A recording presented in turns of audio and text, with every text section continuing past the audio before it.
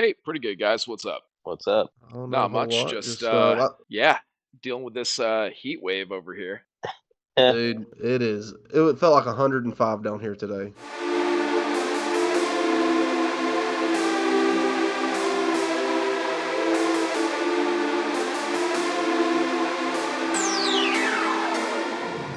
Yeah, let's go ahead and kick things off. This is the Queen City Soccer Show. I'm Level Up Luke, joined by your host with the most, Cole Godfrey. Cole, what's going on, buddy? Just another day, another dollar here at the fire department. We are very fortunate again to be joined by Vince from USMNT Thoughts and the Counter Pressing podcast. He's hopping on with us again. We had him on before the Copa America started for the United States men's national team, and we promised y'all that he would be back on after. We were hoping that it would be later on in the tournament, but here we are out of the group stage. Vince, how you feeling, man? Terrible. This is an absolutely awful couple of weeks here. Watching the U.S. men's national team perform, or actually lack of. But I'm here. I'm happy to be with you boys. Thanks for having me back. Yeah, absolutely, man. We appreciate you taking the time to come back on. Again, guys, this is Vince. You can follow him on Twitter at USMNT. I think what is it underscore thoughts, Vince? Yeah, that's right. And then the Counter Pressing podcast, him and Dalton, his co-host, and Dalton is a phenomenal follow as well on Twitter, and he's a Liverpool fan, correct? Yeah, especially if you like Liverpool, follow Dalton Kemper because Yeah, he yeah. I'm is about to say, obsessed with the team. Talks about them all the time.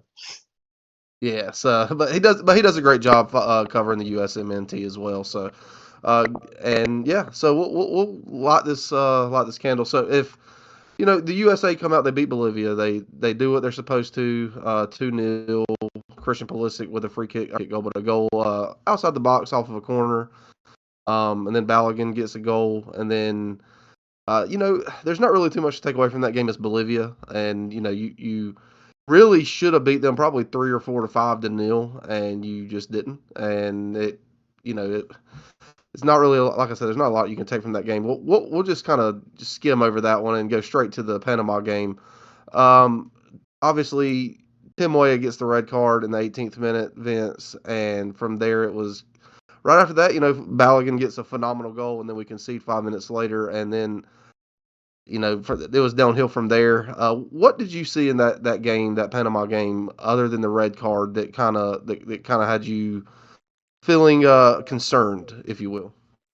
I saw a switch off our mentality. We went away from being aggressive and playing to win the game, and that ended up biting us in the end. And honestly, I can't rationalize that when you have the type of talent that we do and the talent gap that you do have with Panama. Um, going down a man, I get it. I understand that. That's a tough spot to be put in.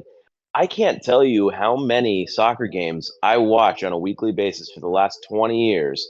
And the teams that have a talent superiority against it, they go down a man, they don't switch off. They keep playing to win. And oftentimes they do. That's what happens. And it was just such a lack of mentality in my opinion. The fact that we just switched off, we can talk about the mistake that Weah made, and I'm not excusing him for that at all. It was a boneheaded play. He deserves to be criticized for it. But everything about that game was a lack of leadership for me. The fact that you have players that are not prepared, knowing what Panama's going to do to you. Panama's going to try to get under your skin. That's their MO. It's been their way of playing us for years. Like, we know that Panama's going to kick us, they're going to shove us, they're going to talk about your mother, they're going to do all the things. That's what Panama does. Be ready for it and have the mental fortitude in order to kind of handle those moments. So you leadership wise, you don't prepare the team well enough to deal with those situations. And then on top of it, you set up the team to just sit there and absorb pressure like you're playing down 5 men instead of one. It was insane tactically. Insane. Yeah, and and again, I think you hit the nail on the head, and I want to talk about some specific players for a second.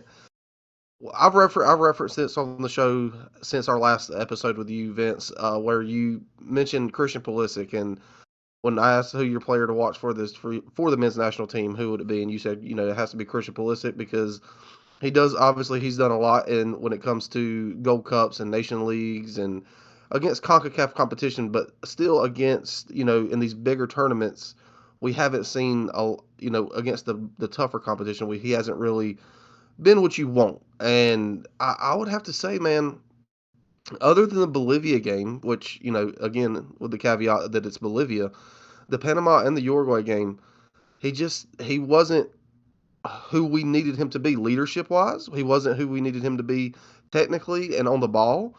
And it's some people have their thoughts and opinions on foot mob, but the Panama game he played a 6.6, and it's against Panama. I understand you're down to 10 men, but it's just not good enough. And then obviously the Uruguay game he just played a 6.0. So I mean his performance, and he is supposed to. He's make no mistake about it. Christian Pulisic is the face of the United States men's national team, and I think that we can just start there. Obviously, it's a bigger picture than just Christian because he is a good player. He is the best player on this team, in my opinion. But he didn't perform once again when you needed him to. What are your thoughts on that?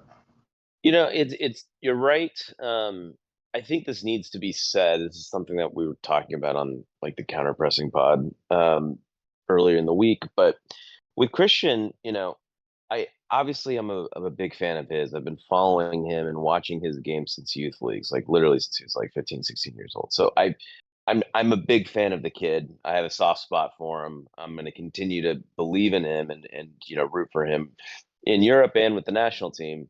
um, I think it needs to be said we treat him like he is a world class, like top 10, top 20 attacker in the world. He's not. He's not. He's a very, very good player. He's not a great world class player.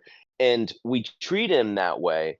And so when we do that, like we're thinking, oh, he's going to create on his own. He's going to pull a Messi or he's going to pull a Ronaldo. He's not one of those guys. Like he's just not that guy. In truth, like we need to develop 5, 6 versions of Christian Pulisic to have a shot in some of these tournaments and some of these games to actually win them. But at this point in time, he's the one guy that's kind of like risen to this level, and so you put a lot of pressure on him and a lot of the focus on him specifically from the media, and he just didn't he wasn't able to pull us out of holes when we just don't have a superstar like that can pull us out of holes when we dig ourselves into them. Yeah, I agree. Luke, you got anything, man? Yeah, no, I totally agree. I think going down with a red card, even to a team like Panama, that's a game we should still win. It kind of balanced things out a little bit, but that was such a CONCACAF game, and the refereeing in Copa has been notably bad. You can't really blame it though when you look at Berhalter's track record and he hasn't accomplished anything. You look at the Golden Generation's track record. I use that kind of in air quotes, Golden Generation. Christian Pulisic and friends, they haven't accomplished anything besides, the Badge FC allegations. Yeah. So it's something we've kind of talked about a few times now where I'm just kind of over it. I think you need some MLS players in the mix. I think you need guys that have leadership skills and hold themselves and others accountable. Because I look at this team and outside of, I don't know, Tim Ream, maybe CCV, we don't have leaders on the team, guys that will uh, lean on the players in the locker room and demand more. And you see that mentality in press conferences just time after time, and you can see it with their body language on the field. They're physically gifted, they're talented, but mentally, uh, they're not representing what I want an American team to represent, if that makes sense. Yeah, and you bring up an interesting question that I wanted to ask Vince too, and you as well, Luke.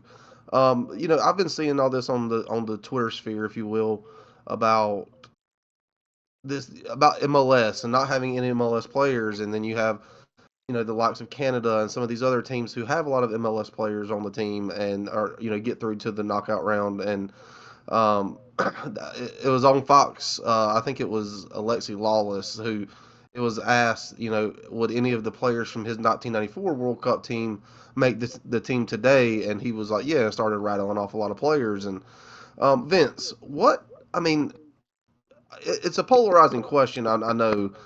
Me and Luke, obviously, we cover an MLS team, so and I try to stay out of the having the any type of bias whatsoever, because I do. I mean, I'm not stupid. I know that the top leagues are in Europe. I know that having players in the top leagues is going to make them better. But when it comes to, we've seen it in teams of the past, the 2014 World Cup team, and then obviously before that, it was riddled with MLS players. And what is it? Is Luke right? Is there a little bit of column A, a little bit of column B? Is it just this team's so young, or I mean, what's your take on the MLS thing and players that have played for this team or the men's national team in the past that's been in MLS that they, what Lexi Lawless's comments were? Well, I want to kind of address your point of like the team's so young. We really need to stop saying this team is so young. They're not. Like they might be young in age, quote unquote, right? But they've all been professionals since they were 16, 17 years old. So when you look at it from that perspective, some of these guys that we're talking about that are like, oh well, they're still only 24. They've been professionals for 7 years. So like at Yeah. this point, it's like you're a grown ass man. Get to work. Go grind. You do it every day in Europe. And this is where I agree that there's a lack of leadership. I put that on the coaching staff first and foremost. I think there's capable players and leaders that have professional experience, 6, 7 years at the biggest clubs with the most pressure in the world, and you're not getting the most out of their skill set on the field and mentally. Like you're not tapping into that grind mentality in the summers when they get together. Like that's what it is. Like it's almost like they view the U.S. national team. And I remember them saying a quote about this like 6 months or a year ago, where they say the guys in Europe, whenever they come back to the national team, it's a breath of fresh air for them. Like it's like, oh, I can relax. It's like, no, absolutely not. That's not what I want Yeah. this team to be. I want them to be blue collar. I want them to work hard. I want them to not show up after a loss at a hookah lounge. I like that's what I want, and I want the coaching staff to hold these guys accountable to these types of expectations. Don't let them breathe. Honestly, I don't want that. I want a winning culture. Yeah. Yeah. And I agree with everything you just said, and I do think it comes a lot back to the mentality of the coaching staff rubbing off on these players. And I likened it to this when we talked about it, Vince, was, you know, it's well, there's two things in my opinion. I, Luke is a big Alabama Crimson Tide college football fan, and Vince, I don't Mm. know if you know a lot about college Uh, football, but we won't talk. Nick We Saban. won't talk about that very much. Then Okay, well, Nick Saban, he's I went probably to the best Tennessee. coach. I went to Tennessee for a little bit. Oh, that's so funny. Okay. Well, I mean, so Philip Fulmer was a great coach, but Nick Saban, just for an example, is probably one of the greatest coaches in college football history. And me and Luke talked about this, but he didn't celebrate. There, I was telling you, there's mediocrity and there's complacency, and Yeah, if you hit your ceiling, and your ceiling is mediocre, but that's your ceiling. It is what it is. You're doing the best you can. And that's what I feel like the 2014, 2010 World Cup teams. I feel like mediocrity. They were hitting their ceiling. They were doing the absolute best they can, or even yeah, they did the overperforming. best they could. And, Right. yeah, and versus this team, the ceiling is so much higher than just mediocrity, but They're it's a accepting. culture it's a culture where they're celebrating, or not celebrating, but they're just complacent. And not Nick Saban, you was not getting complacent on his teams. As soon as they won a national championship that night, he'd be like, "Yeah, we're going to celebrate this tonight, but tomorrow we get back to work." And that's Yeah, not this team's mentality whatsoever. And like you said with the hookah lounge thing, and Matt Turner's comments after they get put out talking about, oh, I think we're headed in the right direction, and Weston McKinney talking about, well, we love Greg, we're comfortable with Greg and stuff like that. comfortable. And then Yeah, Carly Lloyd's comments where she's like, we hated our coaches, but we won championships. So to me, Yeah. this Bill all falls Belichick's back another into one, like, right? Like you look at that yeah, Bill Belichick, yeah, same con. 100%, and yeah, and I think it all falls back to that, that caveat of just being complacent and knowing that your job is safe. Weston McKennie, Tim Weah, Tyler Adams, Gio, Christian, these guys don't have to worry about their spots. Who's going to take their spot? And they know that they're not stupid, and it's the again, you need a coach to unlock that, or you need a system to unlock that. And unfortunately, we'll get into the Greg Berhalter stuff here in a few minutes, but we don't have that right at this point in time. Yeah, so just getting back on that topic there for a second. Panama, we got beat 2-1, and then you had to come out and you had to beat Uruguay, and you know this was a very, very, very interesting game, and it was very interesting in the fact that this team, in my opinion, came out like I wanted them to come out. They came out and pressed. They were pushing for the goal. They were playing well in that first 20 to 30 minutes, and then when Bolivia tied it up against Panama, and obviously that's the famous picture of Greg Berhalter going around now, where he's showing the 1-1 sign to the during the set piece in which they conceded from. You know, what are your thoughts on that? Because we talked about this as well. It's been talked about. Well, players, coaches tell players what's going on in other games, which I'm sure they do. But should they? And should they during the middle of a set piece? No, you should be 1,000% expecting that Bolivia is going to lose that game because they were always going to lose that game. Right. Like honestly, Yeah. like what are we doing? And we talked about this when I joined you guys a couple weeks ago. We're like, we need to tap into the American culture, the American like mentality. That's it, the way you get like mainstream, the way you get more attention is if you act more American. Like honestly, like go out and win these freaking games. Like what are we doing here? We're America, for God's sake. Like we should always play to win. And so from my perspective, that was just such a defeatist attitude to expect that Bolivia is going to do your dirty work for you. Come on. Come on. Just go out and win the freaking game. To your point on this game, like honestly, they played well in the first 30, 45 minutes. Um, I would say this: they played well. They still had the same defects that we've been talking about for years, in that they can't create chances. They can't. They're not close. They look good, and they play well in midfield. They dominate the possession. But they're winning second balls. They're doing all these different things, but they're not creating anything. So there's not really a threat. And it's like what the Dutch coach said after they beat. It's like honestly, they weren't like a threat against us. Yeah, they can play with us. But they're not a threat. And I this is what we've been saying since the end of the World Cup in 2022.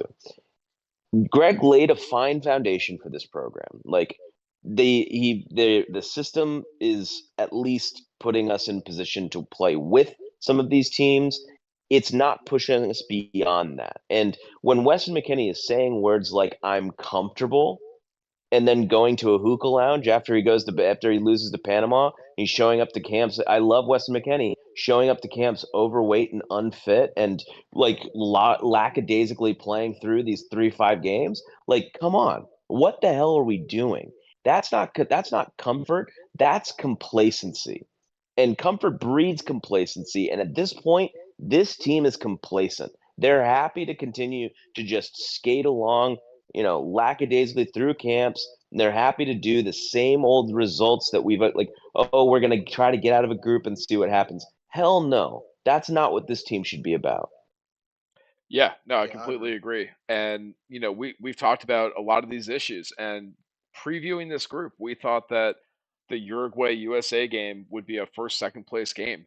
But leading up to that match and in total for the tournament, we only scored 3 goals, right? So Mm-hmm. with this quote unquote golden generation against lackluster competition, with us being the highest ranked team in our Copa group, is the best that we can do 3 goals? Yeah, it's ridiculous. I just don't think like I'm not always going to blame Greg's system. I know a lot of people do on Twitter for the lack of attack for the last couple of years. Ultimately, it's the coach's system that puts us in positions to be successful, right? So like ultimately, when it gets to the final third, The players have to execute, and the players have to come up with the ideas.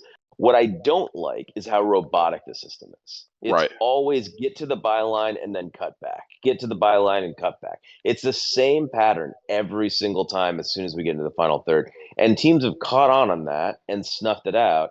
And we're surprised, like, when that happens. It's like at some point, the coaching staff needs to point out, hey, that pattern of play is not working. We have to get more creative and try some different entry points. And they're not doing it. It's the same thing. Yeah. Yeah. Yeah. I And mean, it comes down to when we lose in the World Cup and Louis van Gaal for Netherlands laughs at us after the game when asked about our coaching and our tactics, and basically says flat out correctly that it was a coaching victory. I mean, that's when you have to say, Yeah. all right, it's time to move on. And then to go Yeah. through a sham process with Anthony Hudson and then the GOAT BJ Callahan, both leading the team for several months in competitions, only to bring back Berhalter again at the end. It was one of the most embarrassing moments as a US fan. Even Yeah. worse than crashing out of Copa and getting grouped was the fact they even brought this guy back to begin with. I mean, after the allegations against him, after the drama with the Reina family, I mean, just cut ties and move on. I mean, Yeah. he wasn't the right guy to take us to the 2026 World Cup. We all know that. We all knew it at that point. Everybody knew this. And then, Anthony Hudson, all right, great. He's coaching in Qatar or something, if he's even still out there. BJ Callahan, the GOAT, he's over at Nashville. Congratulations on the move. But he's no longer available for this U.S. men's national team position. And we'll talk about, all right, well, one of these guys went to Qatar. One of these guys went to Nashville in MLS. Where's Greg Berhalter go after he gets fired? What does his coaching future look like? Is he going to a top 5 league in Europe? Along with his No. top 5 league players? I don't think so. Is he going to MLS? I think he would be fortunate to go to MLS. If I Yeah. was a fan of an MLS team, which I am, would I want Greg Berhalter to be my coach? I don't No. know. What do you guys you think? know, you know, I well, Luke, wouldn't I will say personally. this. Yeah, I mean, I would not want Greg Berhalter to be the coach, but I will say, just everybody, and rightfully so, is a very big critic of Greg right now. But let's not forget he has won MLS Cup, and Yeah, so he's and not. No, he's not. He's not one MLS Cup. That's the whole point. When he got the job at the U.S. men's national team, he hadn't accomplished anything. He is Right. not. He had not accomplished anything as a coach. No, no, they got to the No. playoffs. They didn't. They didn't win the. They didn't win MLS Cup under him. okay, Caleb Porter won. Yeah. I okay, mean, well, and the one thing that has not changed is he still hasn't won any hardware that matters. Yeah, not that uh, matters. Like just all the only thing that he's done at this point is beat the worst generation of Mexican players that we've ever seen. Honestly, right. like the worst, at least in the last 30 years. And for sure. that's the only way he's collected any hardware. So to say, oh well, he has all these trophies. He has these many trophies because the talent on the field for him has been able to beat a terrible, terrible version of the Mexican national team. What 3, 4 times now? Like, come on! It's at Yeah, this point, it's not even a contest. yeah, Yeah. So, I mean, just to recap and the. so I want to get your, I want to get your, Go ahead, Cole. you're good, Luke. Go ahead. All right. So I was going to say, just to recap Copa America so far, Uruguay wins the group. Panama comes in second. They both advance to the quarterfinals. We have Argentina defeating Ecuador to advance to the semifinals. You have Venezuela playing Canada. I believe that's going to be tonight after we record. And then Uruguay takes on Brazil, and Colombia takes on Panama. So those will determine your semifinalists. And the USA would have probably taken that second position and played Colombia. And that's the team that beat us, beat the brakes off of us in the DMV area, right? Like, what was that, five Yeah, to five five to to one? one.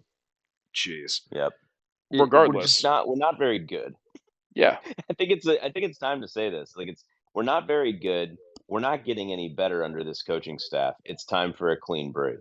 Now, I will say before we talk about what that clean break looks like, the Olympics are starting up soon. That's a U23 roster, and I believe you get two senior players that can join. So Walker Zimmerman is one of those senior players. That's the only one I've heard of so far. I don't think they've confirmed that roster yet, but Greg Berhalter is not coaching that U23 Olympic team. So I am not familiar with who the coach is, but I know it is separate from the senior men's national team. Maybe I should have prepared before I just started talking about this. His name's Um, Marko Mitrovic. Yes, that's right. We've talked about him on the podcast before. I think maybe the preview podcast we mentioned him. So, I mean, that leads us up to all right. Well, there are no other competitions for the U.S. There's 2 friendlies I think that are scheduled in the fall so far. One of them, I believe, is a farewell game, but yeah, there's not really anything on the horizon, and we have to get ready for the World Cup. So, what do we do? I mean, the fan base right now, my understanding is about 96 to 98% Berhalter out. Um, the only people I've seen defending him might as well change their profile pictures to clowns because they are not serious people. So what do I'm we also do? yeah, like not positive they're not affiliated with him in some way. Yeah, some of them There seem have been like a burner lot of accounts. cases. Yeah, there are a lot of cases where I've like looked into their accounts and I'm like, I swear to God, they're burner accounts of his family members or something. Like honestly, there are some that are really, really strange. This point, we are fairly united as a fan base. Like American Outlaws, all 3 of the major supporters groups have come out and made like official statements saying that we want him out. The typically fractured U.S. men's national team MLS Twitter fan world, um, that's usually split right down the middle, is completely Berhalter out at this point. I am just I'm shocked and really excited by this because at this point it should be a fairly simple decision for the federation. Everybody sees this. How can you not see it? yeah, and I want to say I went on to so obviously I live in Clemson and like Clemson's flagship radio station. The day after the Uruguay game, they were talking about the men's national team, which is very odd because it's a college football heavy, but specifically Clemson athletics, and they were talking about this, and I called in because bless them, they don't know a lot about soccer, and they were very open about the fact that they don't know a lot about soccer, other than every time they watch the United States men's national team, it's a loss, and so they were. So I called in and I was talking to them, and they actually had me like go on hold and go into a few segments with them and talk and just I just kind of ranted and let out some frustration. But they were telling me, and I want to get both of your guys' thoughts on this because again, from coming from we'll move away from obviously we get beat by Uruguay and that is what it is. So we'll move into everything else right now. So what I was telling them, they were asking, what is the issue? Like, when it comes to soccer specifically, why can't if you're a fringe MLS fan or a fringe soccer fan in general in the United States, and you want to get excited about this team, you want to get excited about 2026, and why? And again, keep in mind these are people who don't know a lot about the workings and the inner workings. They know who Greg Berhalter is, but they don't know a lot about him. They know some of these players, but not a lot about them. And they were saying, these people were saying it's unacceptable that this guy was telling them the score. And this guy, again, they don't know a lot about soccer, but they know sports, and they're like, why would you tell your team that another result that's going on at the same time as yours, and when you just have to win? And they were saying the same thing we're saying. That is a mentality issue, and that is, that's just horrible leadership and horrible coaching. And I was obviously agreeing with them, but I say all that to say this. I told them that this is a federation level, from Matt Crocker down to Greg Berhalter. If Berhalter does not go, what what do you think happens with this team, Vince? I think we're seeing what happens with this team. We're not going to get any better, that's for sure. Yeah, And I mean, and I go ahead, Luke. yeah, just to kind of agree and echo, I think it's a collapse of confidence, and I mentioned this on the post game Twitter Spaces where we ended up talking about all different topics besides Charlotte FC. We were talking about the USMNT. Cole, I know you're in favor of a possible boycott. from the fan base. But I think we need to take it a step further. I think we need to let the sponsors know vocally and perhaps threatening some kind of a boycott or action against the U.S. men's soccer sponsors because they have a seat at the table. They make the decisions. Money talks. And right now we have the economy coaching choice of Greg Berhalter. I know there's an equal pay agreement with the women's national team, and they want to pay the men's and women's coaches the same amount. But if we want to get a premier world class coach, we're gonna have to pay. We're gonna have to back up the money truck, and make the important decision. And we need sponsors that will back us on that, right? We need sponsors that want their brands associated with greatness and not mediocrity. Yeah. So that's kind of where I'm at.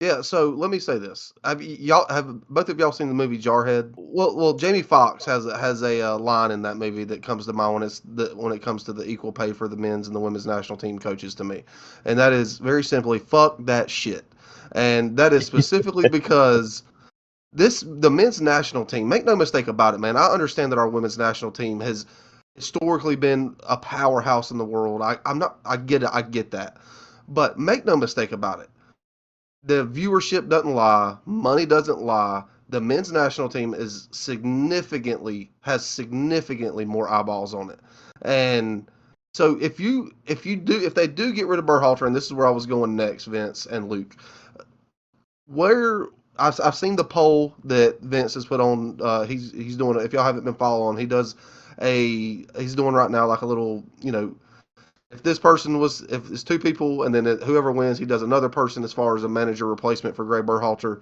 And I just want to get y'all's thoughts. I mean, there's been a lot of talk about Jurgen Klopp, and I think he's even kind of like delved into it with his Instagram post talking about the United States. But realistically, who would y'all go for, or who would you see being a good fit? I'm seeing in the poll that Wilfred Nancy is the biggest name coming out of the poll that you've put up, Vince. What would you each personally like to see? Well, so I just want to point out a fallacy or a statistical mistake with Vince's poll. If you have an either or choice, you're assigning them equal value or equal odds essentially. Then you're asking which one somebody would prefer. I think we'd all prefer somebody like Wilfred Nancy. Is he going to be eligible for the job? No, because he's probably getting hired by a top 5 league within the next 1 or 2 transfer windows. So I don't think he's going to be on the table. And we talk about that with a lot of the European coaches, the top tier world class talent. Pep and Jurgen are out of jobs right now, but they're not done coaching. They're going somewhere. And can we compete in terms of what this job has to offer with the cachet, with the money, the challenge? Give them the things that they want in a job, in a profession, with a Premier League team or a Bundesliga team or Serie A. I mean, can we compete as the U.S. national team, let alone with the premier national teams of the world who may also be making coaching changes? England is probably going to become available pretty soon, right? So I think that's kind of the fallacy with the illusion of choice in a poll like that. I would love Wilfred Nancy. I think he would be an amazing fit, but he's going to go on to do bigger and better things, in my opinion. So, Vince, what do you think? Yeah, my point with the polls is really just to kind of get down to I'm trying to create like interesting matchups, right? So first, I wanted to say like, hey, we had this conversation, a year or so ago. Would you rather have about Thierry Henry? Thierry Henry doesn't have a lot of coaching experience. What he does have was limited MLS experience and stuff like that. And it's like, okay, now he's coaching the France U23 team in the Olympics. But other than that, it's like assistant coaching position with Belgium and an MLS job. But the difference is like you can count on him to have the mentality, the cachet, the charisma. You can expect him to be on all the television shows here in the U.S. Like all of these things is like what Thierry Henry would do. So it's an interesting kind of juxtaposition for me. And so I posed this question, a year ago of like, would you rather have somebody like Thierry Henry that has very little coaching experience, but understanding that the international job is actually not tactic heavy? It's not. It's way more about motivation, man management, putting guys in positions to succeed with the skill set that they have. And less about trying to force your system on a player pool. It's more understanding what players do I have available for me right now, who is performing well for my team, and what positions and what tactics will help them succeed in this particular game or tournament. And so I actually think it's a little overrated, like how well a coach is doing on the club scene. Because if you look around the club scene, to your point, like, is actually a very much more attractive job than any international. Forget the U.S. men's national team, any national team job. That's why Pep Guardiola is is coaching club. That's why Klopp had been coaching club. This is why all of these amazing managers that are you would consider top 10, top 15. There is no manager that's top 10, top 15 in the world that's coaching internationally. It's usually something that you're doing if you're a failed club manager, you kind of start to head into that realm, or it's something that you do towards the end of your career, and you're kind of coaching your own nation and you're trying to get a World Cup trophy with that specific generation that knows you well. Like, this is what international management looks like.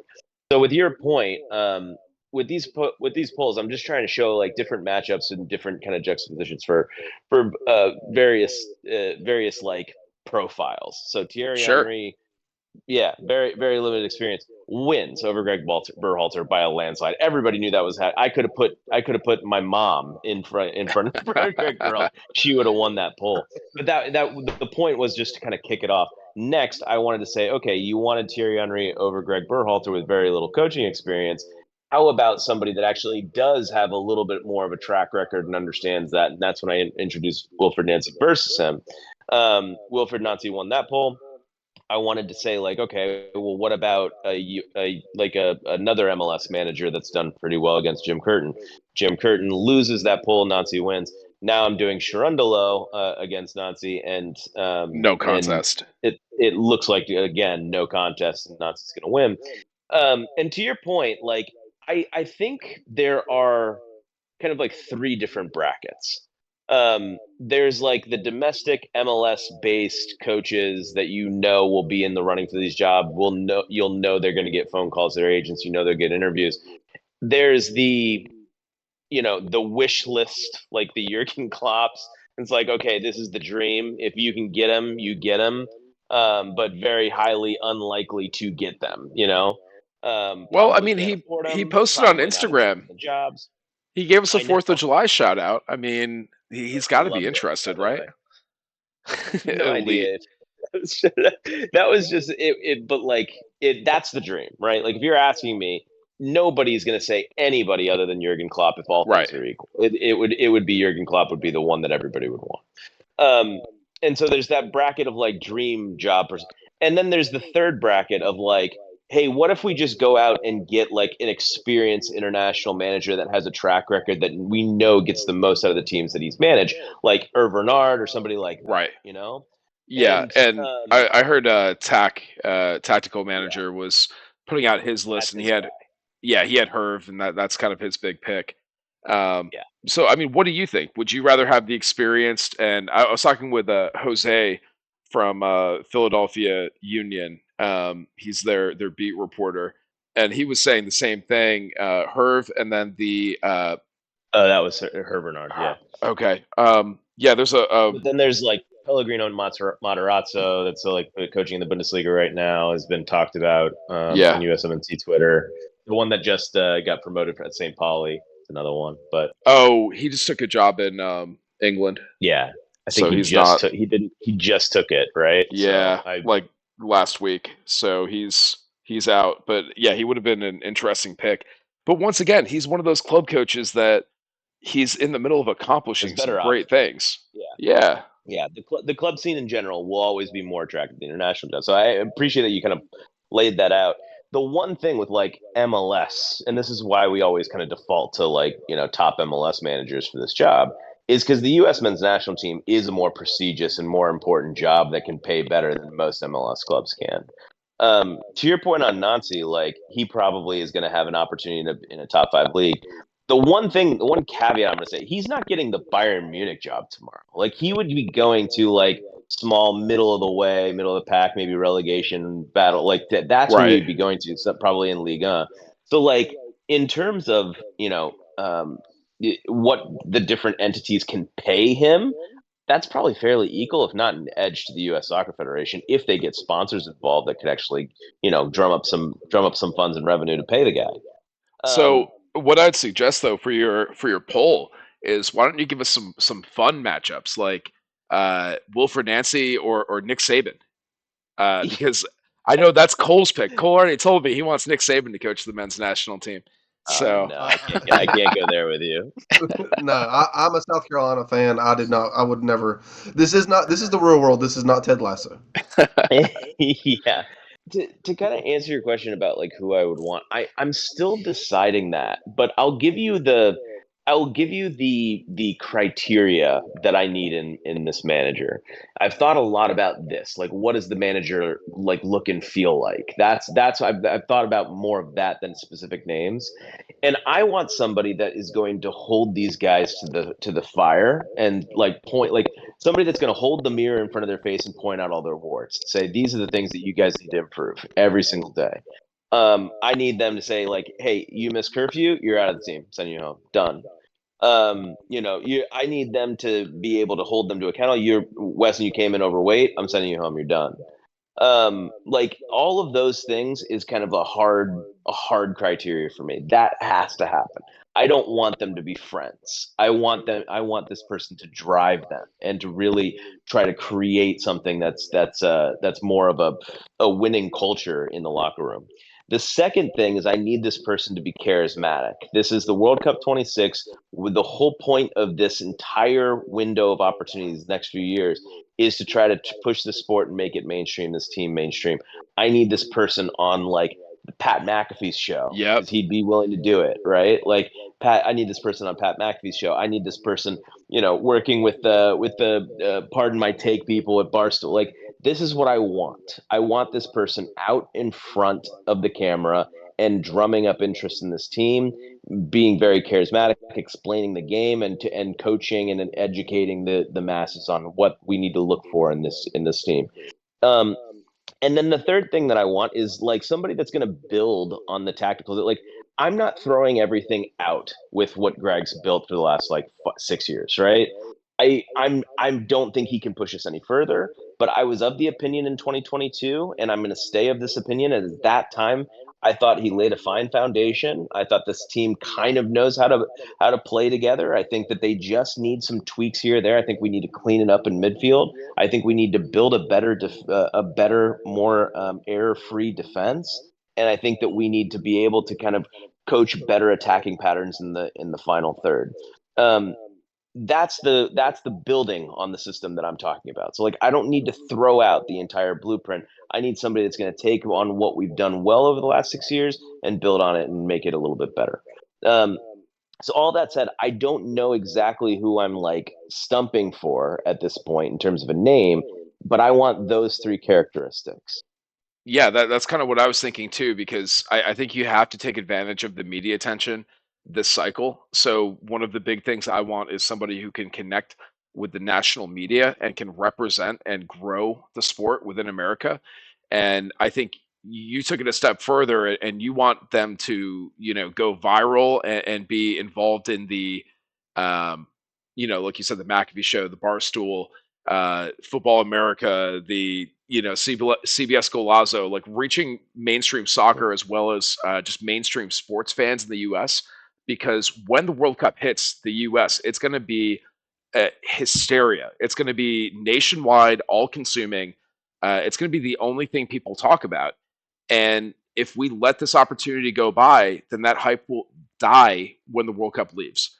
But if Yeah, we take right. advantage of that opportunity and we can get the casual fans watching and engaged in soccer, we could create, a whole new revolution that we haven't seen in the US in 30 years that can Yeah. propel the sport forward into the next decade, 2 decades.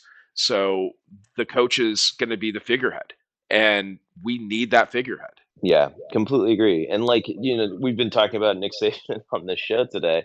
I'm gonna vomit, by the way, but we've been talking about Nick Saban. But like, remember this past college football season, like he had a standing interview every single week on McAfee's show. McAfee pays for those appearances. So Yeah. like that is also a way that we could drum up the revenue and the fundraising to pay somebody that actually matters. Yeah. I'm not saying that we can get a Klopp, but can we get a bunch of sponsors or name, image, likeness types of deals? Can we do that and put it all together and say, hey, we've got a very interesting package. Represent U.S. soccer for the next 2 years.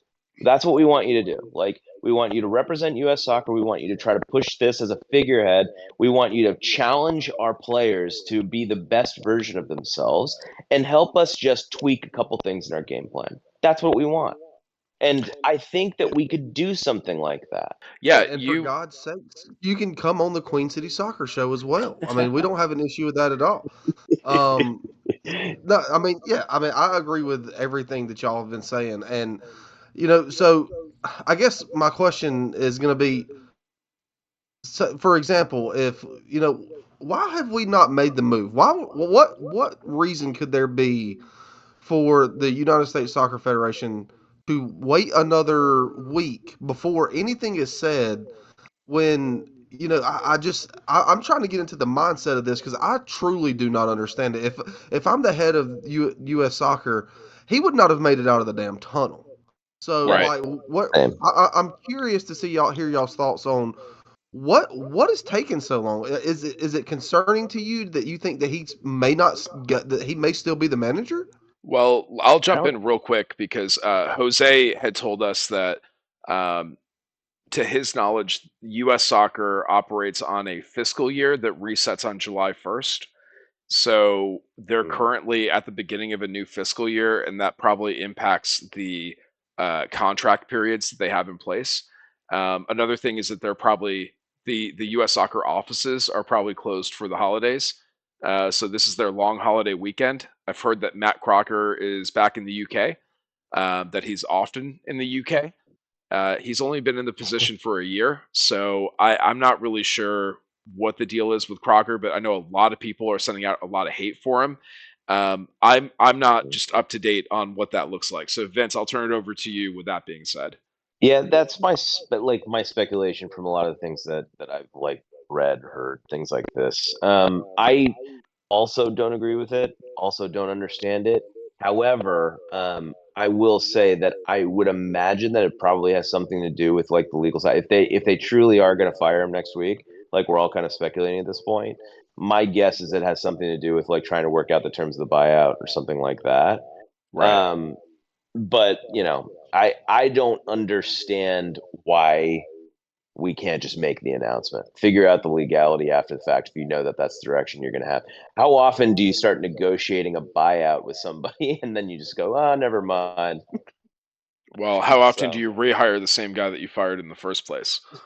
yeah, and I think the most frustrating thing about this entire process, to your point, like I didn't touch on this earlier, like we spent 6 months, over $1 million, hired a search firm and consultants to tell us about the guy that had been in our building for 4 years. I Yeah. I can't stress enough what a monumental waste of resources and time that was. So, I mean, I'm not And even going to talk about how that search firm is located. Their offices are within the same office building as U.S. Soccer. I'm not going to talk about how the head of that search group is the brother of a board of director member Hmm. for U.S. Soccer. And I'm not going to talk about how, you know, the search firm allegedly for that $1 million payment didn't even make the final recommendation. They just prepared the data, and then a subcommittee of U.S. Soccer allegedly made the final decision. I mean, Yeah, it's just to ineptitude bring at the all guy back levels. in. To bring the same Like, guy back in, based on the I same just I criteria. cannot understand that. I literally can't understand that. It's like the weirdest thing. You'd spend all that money just to bring back the same guy.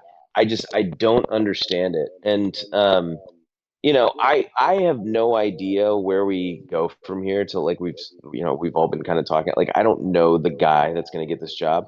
I do know that what we at when it's all said and done, because I don't expect whoever we're going to be putting in place. I expect to be in an interim manager situation for the next friendlies. Like I fully expect that. Just knowing this federation, knowing the way that they work, and with that being the case, we're going to waste. We already had 6 months wasted because of the timing of Qatar. So we had 3.5 years instead of 4 years to prepare for World Cup 2026. And we wasted 6 months already on rehiring Berhalter. And we're going to waste another 6 months. So we're basically going to end up wasting like a year and a half of our time. And I can't like, what's the most depressing thing about all of this to me is that we were not prepared for Copa America, and this is the one opportunity we had to kind of get people amped and hyped up for World Cup 26. Because I got Right. news for you. All the mainstream fans that tune in every 2 to 4 years, they're gone now until summer 2026. They're not going to watch this team again. They're not going to watch the friendlies coming up in the fall. They're not going to watch the Gold Cup next summer. They won't give a shit about any of that. They're gone. You lost your opportunity with them. So your next chance, like to really get people hyped up, and what you were saying, Cole, was so interesting about the Clemson radio station. So like every time I tune into a U.S. soccer game, they lose. Well, that's because they tune in every 4 years when we play like a Yeah. notable team in the World Cup, and Right. so Yep. every single time that we lose those games or don't perform well, don't look good in those games, it's another missed opportunity to actually get people on your side. And how Yeah. many opportunities are we going to waste? That's my final kind of like point I want to leave with. Like, how many more of these opportunities are we not going to seize because we're just wasting our time skating by and being like, oh, well, this is just a data point on the way to the World Cup 26. That's what they said entering this tournament. They never took it seriously. They never took it seriously. They didn't realize that 3.5, 4 million people weren't going to be tuning into these games and watching this team play. No, you should have won. You should have gone out and you should have performed. Yeah. Every Yeah. game is someone's first. Yeah, and I want to say I'm very concerned that they won't get rid of him, dude. I just have this. I don't know why. I have this sinking feeling that next week they're just going to be like, "Hey, we're still behind Greg. You know, we still." And they the meltdown that will be on Twitter will be unlike anything you've ever seen before. If that is the case, I hope and pray that that is not the case, obviously. But before we get out of here, Vince, just taking a quick look at the Olympics. Obviously, like we've kind of touched on it a little bit. Do you have any expectations for the Olympics for the UDS? No, I think we'll get grouped. Yeah. It's a Yeah, tough group. fair enough. And that's going to be another bad data point because there's gonna, like so many of these fans that tune in every 2 to 4 years, right? Like they don't know that that's not the U.S. men's national team. To your point, like they don't know Yeah, that it's not a different team. They don't know it's a youth tournament. They don't know any of that stuff. So they're just going to see us lose, get grouped, and then they're going to be like, "Oh, we still suck." No surprise. Right. yep, yep. Yeah. I Well, that's mean, all I got. If unless you got anything, Luke. no, I mean, we've kind of exhausted it. At least the women's team is on the right track with Emma Hayes. I think, the mainstream media and fans all kind of agree. We broke the bank as far as paying women's coaches to land the best possible candidate. And I think, Cole, I know you kind of expressed your opinion earlier, but I think it's proportional. I think if we're going to break the market for a women's coach, we should be willing to do the same on the men's side. So that's my hope. But I also felt very cynical before the Uruguay game, and I continue to feel cynical now. I've had people DMing me all day, talking about this Fox News leak that they're going to be making an announcement about the future of Greg Berhalter next week. And oh, isn't this big? They're going to fire him. They're going to fire him. Nowhere in that leak does it say they're going to fire him. And That's right, but if they were if they going were to fire going him, to fire him, why wouldn't they just say like, "Hey, we're keeping him. We're standing behind Greg." Why wouldn't they just do that right now? Why would they wait until next week? Yeah, but if the Yeah, news is but going to leak, wouldn't the to news be play that he's devil's gone? advocate, why wouldn't they just say, yeah, why wouldn't they just say, all right, yeah, he's gone? I mean, like it don't make sense. That's No. my whole point None of it is makes yeah, sense because it's USSF. But Right. like, I can't rationalize. Oh, we're gonna tease this big like presser announcement that we're gonna make next week, and then just be like, yeah, we're keeping him. That would just yeah, be and that would be so weird. But they did it before. yeah, Like, this is the same group that's already done that. Yeah, yeah, it is just it baffles the mind. It really does. So I agree with you guys. What I will say is you mentioned a point of like boycotting and going for the sponsors. We're ready to do that. And when I Good. say we, I don't mean just like me, Twitter personalities. I'm saying AO is ready to do that. All of these supporters groups are ready to do that, and it will hurt. And the federation cannot afford to lose revenue opportunities. So like this needs to happen. Like it needs to happen. You have your entire fan base united in asking for this and telling you that they will stop showing up to games, stop spending money on tickets, stop buying merchandise, stop spending money with your sponsors if you don't do it. Right. Yeah, I mean, look, and I've been trying to get an American Outlaws chapter together, trying to do the watch parties, and what I saw was after the Women's World Cup, it dropped off significantly because the games didn't matter, Mhm. and people don't want to show up for friendlies at 10 p.m. on a weeknight with no stakes, and with a Yeah, team that doesn't have a head coach in the case of the women's team, or has a head coach that we don't like in the case of the men's team. So yeah, it's been tough, man. Like as somebody who's been an AO member for 15 years, it's tough being a US soccer fan right now, and it shouldn't have to be. Like we're hosting yeah, the damn World Cup in 2 years. This yeah. should be the peak of hype, and they are This blowing this should be it all. opportunity. They're blowing it. They're absolutely blowing it.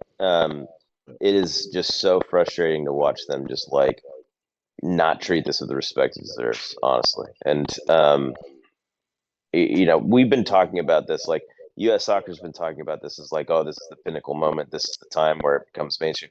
Okay, well then, what the hell are you waiting for? Start acting big league. Yeah. again, this brings eyes to not just the men's national team, but as someone who covers an MLS team, this would bring new fans, fringe fans, new eyes on MLS, on for this country as a whole. It's such an important cycle to do what we're doing, and it's absolutely infuriating as obviously as a men's national team fan. Just real quick, just for the listeners out there, the USA get kicked off in the Olympics July 24th against France. They're in Group A with France, Guinea, and New Zealand. Just throwing that out there. Mhm. Yeah, France is going to So, dominate this tournament. So I'm glad we're in the same group as them for the opening game of the Olympics. That's going to be yeah, fantastic. yeah. So yeah, I mean, if Vince, tell people where they can find you at again, man. Yeah, at USMNT_thoughts on Twitter, and also follow the Counterpressing podcast with me and Dalton Kemper. You can find that really anywhere you get your podcasts, Apple Podcasts, Spotify, wherever you listen. And we have a Twitter handle for that show, Counterpressing Pod. So you can find us there.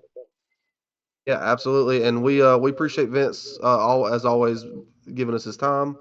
And hopefully, Vince, the next time I talk to you, we will have a new manager for the men's national team, and hopefully, fingers crossed. Now, it's hard to be hopeful, but let's be hopeful that the U.S. can do anything in the Olympics. So, Yeah. again, I appreciate you coming on.